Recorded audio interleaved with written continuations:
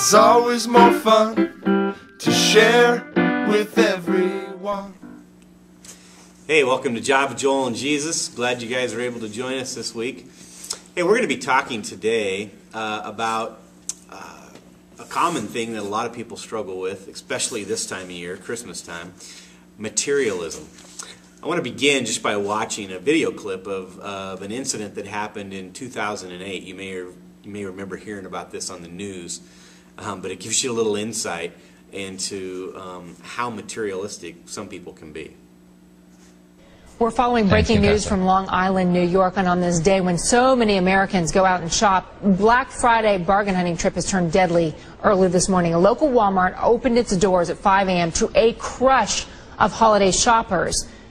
And witnesses say a man was trampled to death. WNBC's Tracy Strahan joins us live from Valley Stream, New York. What happened here, Tracy? Well, Contessa, good morning to you. We're at Green Acres Mall, and the Walmart where this happened actually remains closed to the public. The potential shoppers being rerouted away from the scene, all as investigators try to piece together, but what all accounts is being labeled as a stampede. Now, we have new details from Nassau County Police. They tell us a 34-year-old overnight store clerk was knocked to the ground by that crush of people you described after the overly eager crowd pushed through the doors right around 5 o'clock this morning. We even saw some broken glass on the scene. Now, that victim was taken to a local hospital where he was later pronounced dead around 6 o'clock Eastern Standard Time. Another incident here, a 28-year-old pregnant woman was knocked to the ground by that same crowd. Witnesses here at the scene say that woman actually suffered a miscarriage. There were 3 other people injured as well. Now, we spoke to one woman who was actually at the front of this long line right around 4:40 this morning before the store opened. She actually got out of the line despite those deep discounts, saying she feared for her safety and if anyone would be able to help her from the store. We're live in Valley Stream this morning. We'll send it back to you, Contessa, in the studio. All right, so Tracy, I mean, here's the thing that so many people... Well, hey, welcome back. That's a pretty amazing scene when you think about it, how obsessed people can get with getting stuff. Now, as we talk about materialism, I want to first of all kind of define that for you, and I'm not going to give you a Webster's dictionary definition of materialism, but I just want to say this, that materialism basically is when we get so focused on stuff, cars, money, homes, clothes, buying music, stuff in this world that it consumes us. That's materialism. It's finding material items what drives you.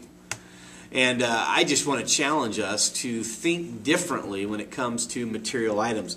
As Christians, I think that materialism, it can be a very dangerous thing, because what happens with materialism is we get focused on stuff and we don't focus on God. I want to mention just a few things today as we talk about this topic, why I think materialism can be a problem for a Christian. I want to begin in Matthew, in the book of Matthew, chapter 6. Jesus is talking here, and he has some interesting things to say about stuff. In chapter 6, beginning in verse 19, he says this. He says, "Do not store up for yourselves treasures on earth, where moth and rust destroy, and where thieves break in and steal. But store up for yourselves treasures in heaven, where moth and rust do not destroy, and where thieves do not break in and steal. For where your treasure is, there your heart will be also." See, Jesus is saying that don't spend your life making it all about gathering stuff, gathering materials, whether it's money or cars or whatever thing you're into. You know, maybe it's TVs or PlayStations or any kind of technology, you know, new phones or, you know, whatever. What are those things that you chase after? It'll come up empty, and you can't take those things with you. See, one of the reasons I think this is dangerous for a Christian is because those things, material things, are temporary. And that's what Jesus is saying here. Don't invest in those things that will eventually rust away and fade away. You can't take them with you. But rather invest in heavenly things, in kingdom things. And so materialism, or I guess materialistic items, are temporary. Secondly, I think another thing that we can talk about is that often materialism leads us to bondage. It becomes a trap. It says at the end of that same passage in verse 24, it says, "No one can serve two masters. He will either hate the one and love the other, or he will be devoted to the one and despise the other. You cannot serve both God and money." See, what happens often with materialism is it becomes our master. And we get trapped into something. And we don't do it intentionally. We're not meaning to. It happens subtly, and all of a sudden we're caught and we're trapped and we're wrapped up in all the stuff of life. And it's hard to say, I'm going to let this go or that go for the sake of God, because I like this stuff. Stuff is fun. It reminds me of a story I've read of how in the Amazon or in Africa they catch monkeys. I just recently watched something on YouTube where it showed somebody catching a monkey. Actually, it was kind of interesting. They went to the side of just a small dirt hill, dug a hole in that, just a small hole. It's a hole small enough that a monkey could get his hand in, and they put in some food. I think in this case it was some insects, some live insects, and then the monkey would come to that hole and reach into the hole because his hand was big enough that he would get in, but when he grabbed what was inside it made a fist and he couldn't get out. And that monkey was stuck. It was a very interesting clip to watch that monkey struggle. And all he had to do was let go of what he had in his hand, but the guy came up and put a thing around his neck and he was caught. What an amazing picture of materialism. It's subtle. We get wrapped up into stuff, and pretty soon we find that we've got our hands a hold of stuff that we don't want to let go of, and we find ourselves trapped, and we find ourselves serving the master of materialism. That's not what God wants.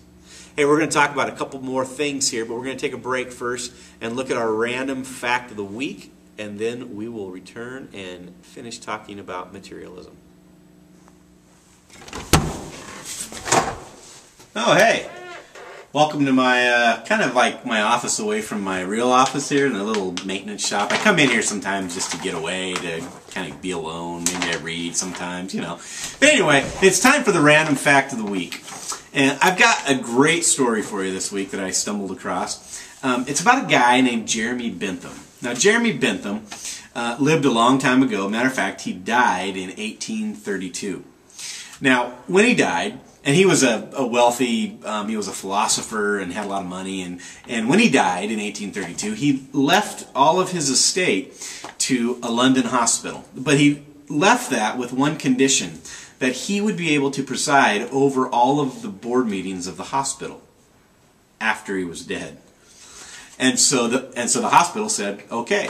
So what they did was they basically mummified his body, and they made a fake head, because the real head, I don't know if it wouldn't stay on or what the problem was, but they made a wax head, and this body sat at every board meeting. For 92 years, this body sat at every board meeting. Now the head was still there, it just wasn't on his shoulders. The head sat at his feet. I've got some pictures of this that I want to show you.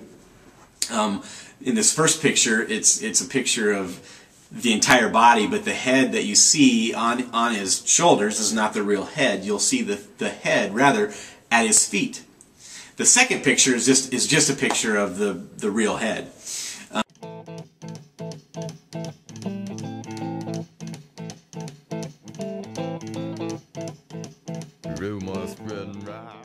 Interesting story that this guy still sat at the board meetings for 92 years. How would you have liked to be in those board meetings?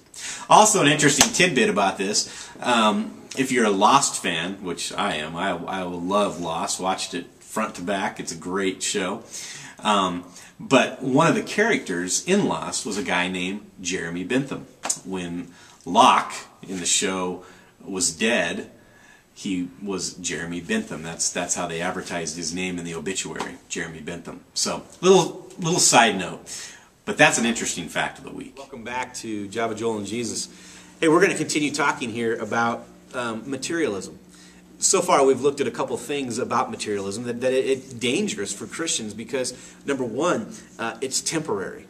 The things that are materialistic in this world, money, cars, stuff, it's temporary. We can't take that with us. And Jesus has instructed us to invest in things that matter. And secondly, materialism often is a trap and it's a bondage. And we get caught up in a lifestyle of just going after and pursuing stuff. And pretty soon we're trapped. But I want to move on and look at a couple more things. I think another thing that is dangerous for the Christian about materialism is it has a numbing effect on us. It numbs us spiritually because we just get comfortably numb, if you will. We just sit back and we've got all this stuff and it takes that urgency or that desire or that need away from us for God because we're so comfortable. I'm reminded in Revelation chapter 3 where Jesus is speaking to the churches. There's 7 churches that he addresses, and one of those churches is the church of Laodicea. And what he says to them is, he says, you guys are lukewarm. You're comfortable. You're not on fire for me. You're just comfortable. You're just going through the motions. And one of the things that he says in there is in verse 17, chapter 3, verse 17, says, you say, I'm rich. I've acquired wealth. I don't need a thing. But you do not realize that you are wretched and pitiful, poor, blind, and naked. See, that's what happens often with wealth if we're not careful. With stuff is we get comfortable and we don't even think we need God. And so it lulls us to sleep. And I think ultimately, lastly, is materialism steals away from God what is rightfully His, which is us, our attention, our service.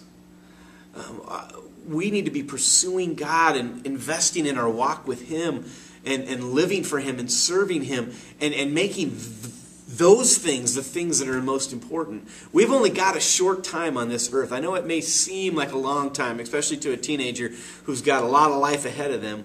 But we're only here for, if you live 80 years, that's really a short time when you think about it, especially in light of eternity. And I want my 80 years or 70 years or whatever God gives me to count. I want to invest in things that matter. I want to serve Jesus. I want it to be about Him. And I don't want to be distracted by the things of this world, by materialistic items. And so I challenge all of us, myself included, because boy, is it easy for me to fall back into materialistic ways of thinking. I challenge all of us to get our eyes focused on what really matters. To not get caught up in the shininess of stuff, but to pursue God, to keep Him first. Especially this time of year, Christmas time, when it seems to be all about presents and stuff and getting things. And some of you guys probably already have a list for your parents. This is what I want for Christmas. You know what? It's not about that. It's not about stuff. It's about Jesus. Have a great week. We'll see you at youth group Wednesday night. Senior high, we're doing a panel discussion, so I'm looking forward to it. Have a good week. It's always more fun to share with everyone. It's always more fun.